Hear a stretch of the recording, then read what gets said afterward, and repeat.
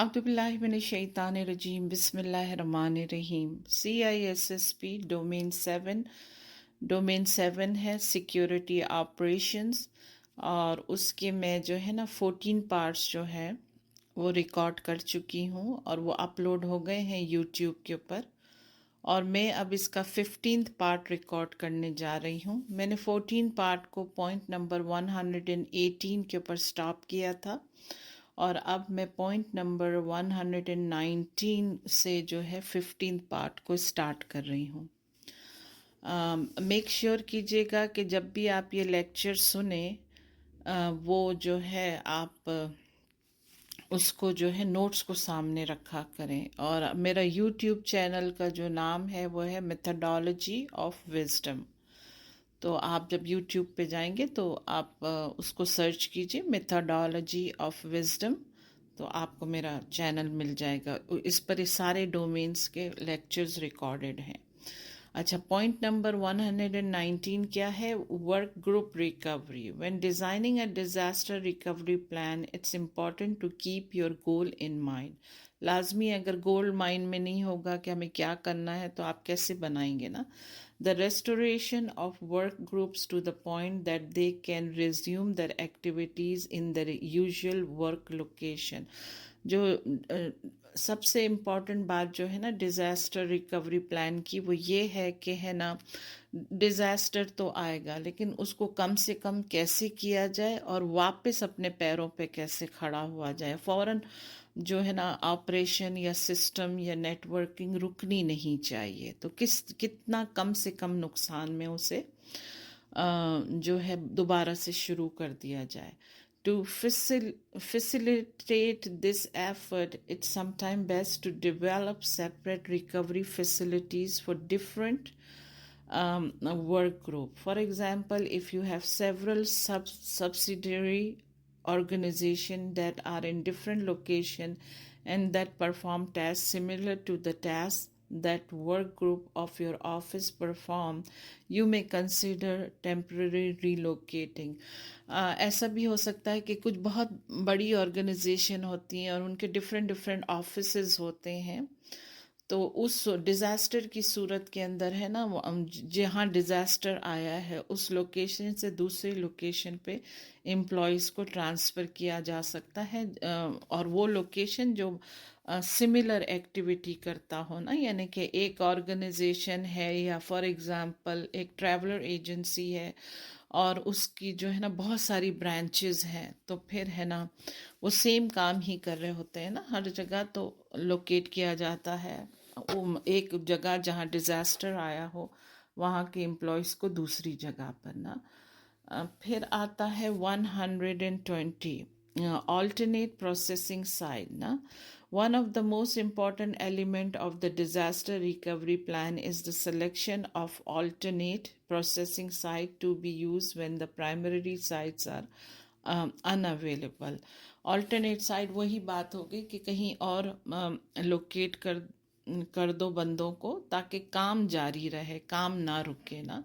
फिर आता है पॉइंट नंबर 121 कोल्ड साइट्स ना, स्टैंड बाय फैसिलिटीज ना। Many cold site do have at least a few copper telephone lines and some site may have standby links that can be activated with minimal notification। The major advantage of a cold site is it's relatively low cost ना। ये जो cold sites होती हैं वो एक तरह की जगह होती है जिसके जो खाली जगह होती है और जो रेंट आउट होती है, तो उसमें टेलीफोन लाइंस के कनेक्शंस भी होते हैं और कुछ है ना स्टैंड बाय लिंक्स भी होते हैं। तो उस जगह को जैसे रीलोकेशन के लिए अगर आपकी प्राइमरी जगह पे नुकसान हो गया है और वहाँ पर नहीं काम हो सकता, तो आपके एम्प्लॉयज़ को दूसरी जगह लोकेट किया जा सकता है। और ये जो जगह होती है ये बहुत ज़्यादा कॉस्टली नहीं होती, इसका रेंट बहुत ज़्यादा नहीं होता है। फिर आता है point number 122 hot side। It is exactly opposite of the cold side ना। A backup facilities is maintained in working order। The data on the primary side server is periodically or continuously replicated to corresponding servers at the heart site. ना ये पूरी equipped और पूरी maintain जगह होती है heart site, और वहाँ पर डायरेक्टली फौरन ना ट्रांसफ़र हो सकता है, कुछ और दूसरी चीज़ें लगाने की ज़रूरत नहीं है. Ensuring that the heart site has up to date data. If organization wants hard site and reduce the expense, can be shared hot site facility managed by an outside contractor. लाजमी है वो सारी facilities दे रहे हैं तो जगह भी महंगी होगी, लेकिन जगह सस्ती भी मिल सकती है क्योंकि इसके एजेंट होते हैं, इसके कॉन्ट्रैक्टर्स होते हैं जो आपको फिर डील के ऊपर वो जगह दे देते हैं ना. फिर आता है point number 123, warm side. Occupy the middle ground between hot and cold side for disaster recovery specialist. The main requirement is bringing a warm site to a full operation status is the transportation of appropriate backup media to the site and restoration of critical data on the standby server. Warm site है ना, combination होता है hot and cold site का, कि जैसे है ना जैसा कोल्ड साइड होती है उसमें चंद एक चीज़ें होती हैं, लेकिन हार्ड साइड जो होती है वो महंगी ज़रूर होती है लेकिन हर चीज़ अप टू डेट होती है. तो हॉट एंड कोल्ड साइड के बीच में आता है वार्म साइड कि कुछ चीज़ें हैं तो कुछ चीज़ें नहीं हैं. ठीक है. फिर है ना आता है 124, mobile sites are non mainstream alternative to traditional recovery sites. They typically consist of self-contained trailers or other easily relocated units. These sites include all the environmental control system necessary to maintain a safe computing environment. आजकल बहुत ज़्यादा देखा है और specially America में तो बहुत ज़्यादा ये कॉमन है. मोबाइल साइट्स होती हैं, मोबाइल क्लिनिक्स होती हैं, और मोबाइल की वो भी साइट होती हैं कि जो बड़े बड़े कॉन्सर्ट होते हैं उनकी सारी मॉनिटरिंग और उनके सारे सिविलियन कैमरास जो होते हैं वो भी मोबाइल के अंदर फिट किए जाते हैं. एक बड़ा सा ट्रेलर होता है जो है ना बिल्कुल परफेक्ट ऑपरेशन करता है, सारे कंप्यूटर इक्विपमेंट होते हैं उसके अंदर. तो ये बहुत ज़्यादा मैंने कॉमनली देखा है और स्पेशली मोबाइल क्लिनिक्स तो मैंने बहुत ज़्यादा देखे हैं. और फिर आता है 125, cloud computing. Many organization now turn to cloud computing as the preferred disaster recovery option ना. क्लाउड कंप्यूटिंग हम मुस्तकिल पढ़ते आ रहे हैं कि आजकल लोग जो है क्लाउड सर्वर ही से ज़्यादातर काम करते हैं. Organization that already operate the technology resources in the cloud don't get a free pass on disaster recovery. They must also think about how they handle issues that arise with their cloud environment. ना cloud environment बहुत common होता जा रहा है, लेकिन disaster की सूरत में cloud environment के भी कुछ इश्यूज आ जाते हैं, जिसे प्लानिंग के टाइम ही जो है ना इस चीज़ को मद्देनज़र रखना चाहिए कि अगर ऐसा कुछ होता है तो फिर क्लाउड के इश्यूज को भी रिजॉल्व करना होता है. फिर इसके बाद आता है 126, mutual assistance agreement, MAA, also called reciprocal agreement ना. रेसिप्रोकल एग्रीमेंट ये होता है कि कोई चीज़ को दे देना. It's an arrangement between two or more companies such that each will assist the other in the event of disaster, typically by sharing computer resources, but are rarely implemented in real world practice. ठीक है ना. क्या होता है कि है ना, वैसे तो बेसिकली जो है ना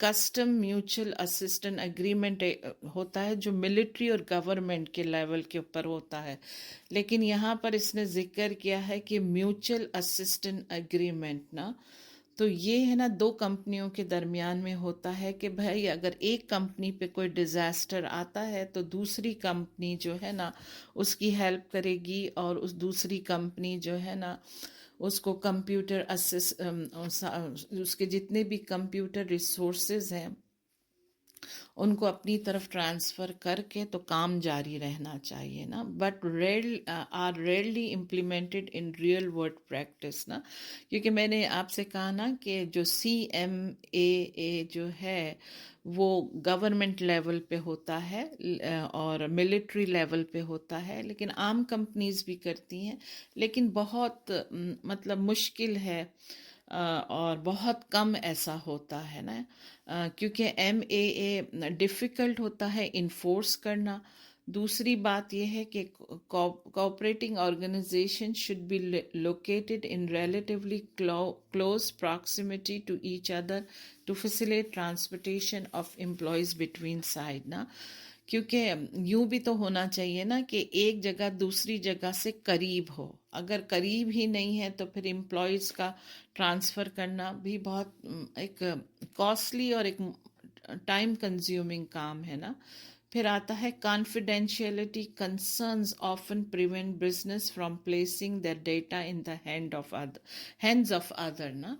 लाजमी है कि ठीक है, दो कंपनी तो कर लेती हैं एक दूसरे से एग्रीमेंट, लेकिन जितनी भी कॉन्फिडेंशियल इंफॉर्मेशन है फिर उसका दूसरी कंपनी पे ट्रस्ट करना पड़ता है। तो अब दूसरी कंपनी का ये है कि चलो कंपनी की जो हायर लेवल मैनेजमेंट है उन पे तो ट्रस्ट किया जा सकता है, लेकिन कंपनी में बहुत सारे एम्प्लॉयज़ होते हैं, हर एम्प्लॉयज़ को तो ट्रस्ट नहीं किया जा सकता ना। तो ये एक इम्प्लीमेंट करना जो है मुश्किल काम है, बट ये गवर्नमेंट एंड मिलिट्री लेवल पे ये काम होता है। फिर आता है point number 127 database recovery. Many organisations rely on databases to process and track operation, sales, logistics, and other activity vital to their continued viability ना। ये pretty much सेल्फ एक्सप्लेनेटरी है। फिर आता है 128 इलेक्ट्रॉनिक वॉल्टिंग ना। इलेक्ट्रॉनिक वॉल्टिंग क्या है? Data is backup and output is electronically transmitted to a secured off-site storage location ना। जो डेटा बैकअप होता है ना वो इलेक्ट्रॉनिकली ना ट्रांसमिट होता है सिक्योर लोकेशन पर। Remember that there may be a significant delay between the time you declare a disaster and the time your database is ready for operation with the current data। बस इसका एक drawback ये है कि जो electronic vaulting होती है इससे डेटा तो ट्रांसफ़र हो जाता है, लेकिन ये टाइम कंज्यूमिंग है, क्योंकि जब डिज़ास्टर डिक्लेयर होता है और जो डेटा करंट जगह पर पहुंचता है उसमें वक्त लग जाता है। फिर आता है remote journaling. Data transfers are perform in a more expeditious manner. Data transfer still occur in a bulk transfer mode, but they occur on a more frequent basis, usually once every hour and sometimes more frequently. Remote journaling is similar to electronic vaulting is that transaction logs transferred to the remote side are not applied to a live database server but are maintained in a backup device ना। Remote journaling ये होता है कि है ना bulk में क्योंकि data transfer हो रहा होता है ना, बाज़ दफ़ा इतना तेज़ी से हो रहा है कि एवरी आवर और उससे भी शायद कम टाइम में ना, तो उसमें ये जो है ना अपना रिमोट जर्नलिंग जो है ना वो सेम प्रीटी मच सेम है इलेक्ट्रॉनिक वॉल्टिंग की तरह, लेकिन है ना ये डेटा तो पहुंच जाता है लोकेशन के ऊपर, लेकिन वो बैकअप डिवाइस में आता है, वो लाइव डेटाबेस नहीं होता है, वो बैकअप के अंदर चला जाता है ना। मैं जो है ना अपना पार्ट 15 को पॉइंट नंबर 129 पर स्टॉप करती हूँ और पार्ट 16 को जो है ना मैं 130 यानी पॉइंट नंबर 130 से स्टार्ट करूँगी। Thank you for listening. अस्सलाम वालेकुम।